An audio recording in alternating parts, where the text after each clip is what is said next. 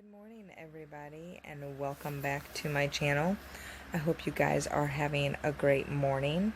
I am just waking up and getting my body awake and letting everything crack and pop so I can function and get out of bed. Because if I get up too fast, my legs will probably fall down. Like literally, I'll fall.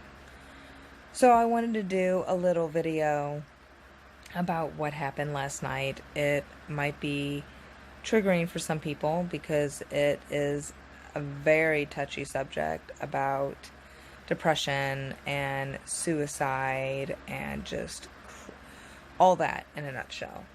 So, my mom last night called me when me and my husband were getting ready for bed, and my whole night was turned upside down from that phone call. I had gotten a call about my daughter and texting her friend, and at some point, I guess her friend had mentioned that, he had witnessed a friend commit suicide live, witnessed it all. At least that's what he told her. And that he also was feeling like harming himself. So my daughter, of course, begging him not to, and you can see in the text message him counting down. And, of course, my first reaction, I'm yelling at my mom, I was like, you need to get her off the phone, take it away from her. She doesn't need to be talking to this kid, because there's nothing she can do. She's 900 miles away, so, there's nothing really you can do, and he wasn't responding back to her. So, of course, I get the number. I'm like, okay, I'm going to try and reach this kid. Have to come up with a story so he doesn't know that I know, because he's obviously not going to answer me if he knows why. So I was able to keep communication with him for a pretty decent time. At the same time, I'm trying to get an address and phone numbers of the parents so I can at least call the non-emergency line and have people go and check. So I was able to get phone numbers. He didn't give me an address. And the stories why he couldn't get an address, just I didn't believe, but I wasn't going to keep pressing him to spook him because I wanted to keep him on, texting. The longer, to me, if someone's texting, they're okay. They're obviously alive because they're texting you. And I wanted to keep doing that until I could reach someone that can get to him. So the cops were doing their thing to try and ping the location of where this kid was. At the same time, they were having cops come out so they could see the conversation that was being said personally. And I had already called the parents and waited for them to call me back. Didn't want to leave a voicemail like, hey, your son's threatening this. I just left, hey, I needed, who I was and how I knew them, how I know their son, which I don't really know them, but, I know through my daughter, and that it was kind of an urgent matter. They needed to call me back. And, one parent doesn't even live in the state because they're military like us and at a different base. So that's got to be hard. So I finally get a call after the cops had come from the mom, and my heart was sinking and racing at the same time. Thank God I had oxygen on because I was gasping for air. I told her why I was calling and that I was wishing that it was on better terms. And I told her about what he told my daughter and that, since I'm a parent, I would want to know what my kid was saying. I said, he obviously needs help.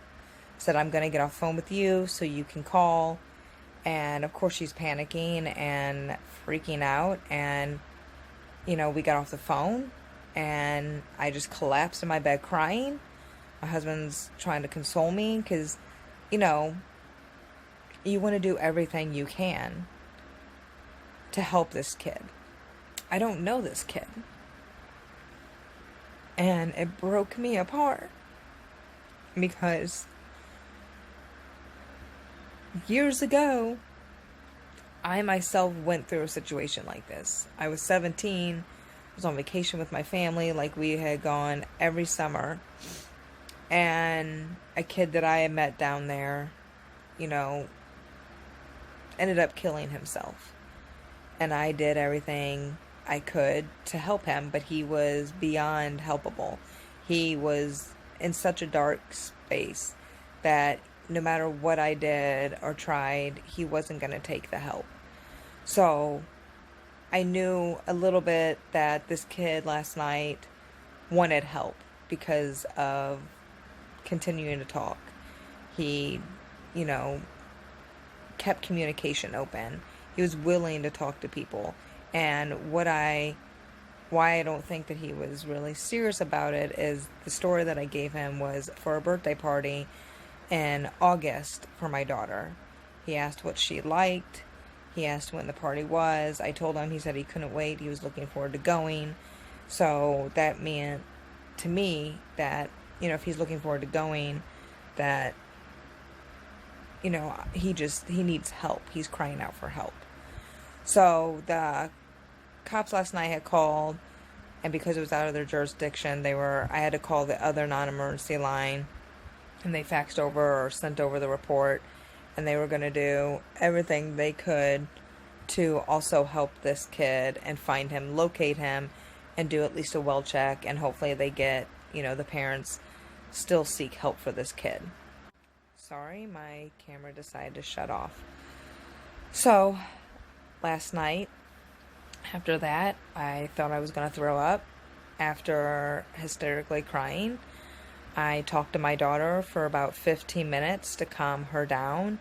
And, she knows a little bit about my story with what I went through with, someone I knew that committed suicide. And, I had to explain to her that all we can do is what we did, which is trying to get him help. And I said, I don't know if he's going to blame you with all this. I said, I'm sure he's going to think that you were the one that called, and you didn't. It was me. You can tell him it was me, or you can you can just deny it and be like, I didn't say anything, and leave it at that. I said, I don't want you talking to him anymore tonight.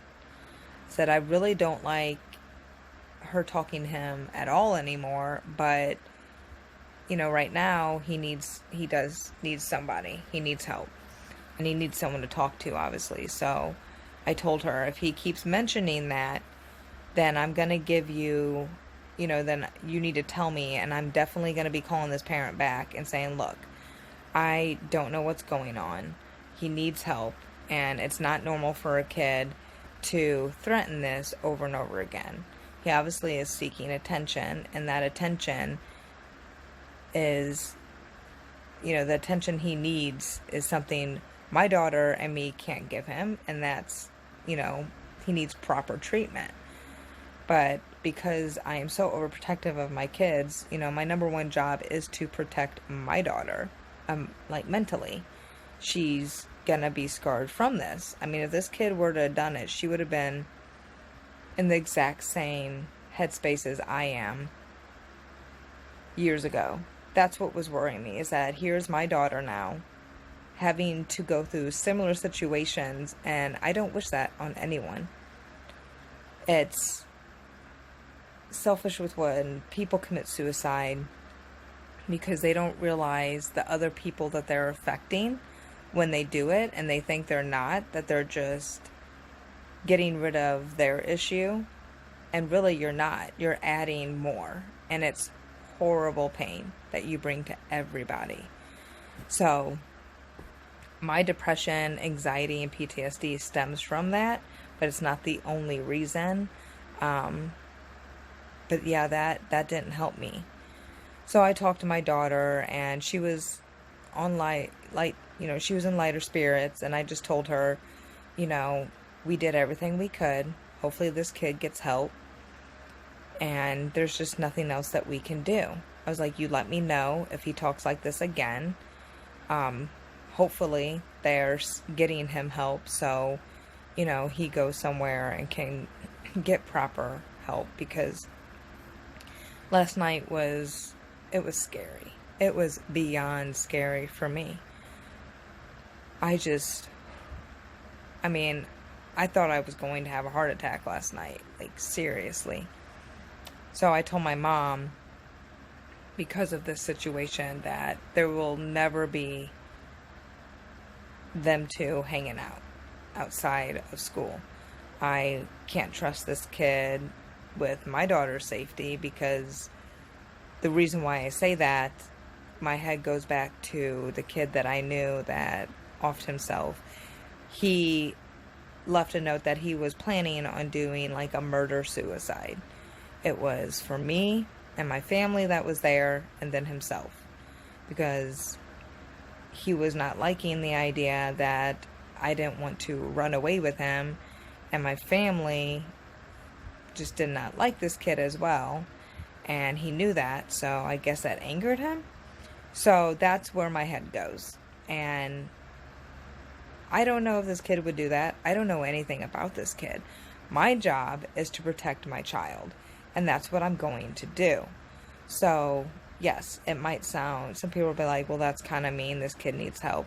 Well, if you were in my position, I'm sure you would be the same way with your kid as well. I don't have any problems with them texting, as long as it's not constantly doom and gloom. And, you know, if he, like I said, is threatening this over and over again, then yes, I probably would end that friendship and ban that from her talking to him, just because she doesn't need to be around someone like that. It's not going to help her, and it's obviously not going to help him, and he's going to need, you know, I will have to contact parents and say, listen, I don't know what's going on. I know your son is struggling with, you know, mentally, and he needs help, but I can't have him dragging my daughter down emotionally as well. It needs to be addressed, and I want that communication severed. So for right now, I'm fine with them texting, and that's it. But I can't let her hang out with let her hang out with him. It's just a fear thing. And even though I trust her, and she's her own person, and you know, she told me, she's like, I've never had thoughts like that. I never would. She's like, she's like, I don't agree with that, which I'm so glad. And you know, I had to tell her, some people are stronger in situations. It makes them stronger, even though they deal with really bad stuff. And some people, they can't handle it as well, and it breaks them harder. And I said, I had to keep going over with her to please check in with me. If anything's ever wrong, don't feel like you can't. And we've always told our kids that. They can tell us anything. And I would like to think that they know that they can, because, you know, my daughter had come up to us before Christmas and told us that she thought she was bisexual. And, you know, that had to have been hard for her. So I'll get into that conversation later too. But, so yeah, that was my evening. And I am very stressed out, as you can see from that, because I didn't sleep good. And I wondered how this kid's doing today. I felt horrible for those parents, because they had no idea, obviously, and they're having to deal with this. I hope they're not angry with the kid. I hope they get him help. That's all that I want, is that this kid gets help and everything will be better. So I'm going to get off here, because I need to get up and get moving and get some things done. So I'm going to leave the suicide prevention hotline number below in the description. So if you know anybody, or you yourself need to talk to someone, please do it. And like I tell people, don't be scared to call on someone you know if they're threatening, anything like that, because I've had to do it to people I know, not just from last night. And I'd rather have someone mad at me at the moment and upset that I did, than this person not being here today, because at least you can say, well, I did everything I could. I tried to get you help, even if they denied it. Then I didn't do anything, and this person did follow through, and then you have to live with that guilt. So I hope you all have a great day, and whoever you believe in, pray, send good thoughts and vibes for this young kid. He needs it. This is a 12, 13-year-old kid. Because because I prayed hard last night. Prayed hard in tears. So, I'm going to go now. I keep saying that, but I'm really going now. And I hope you all have a great, blessed day. Bye.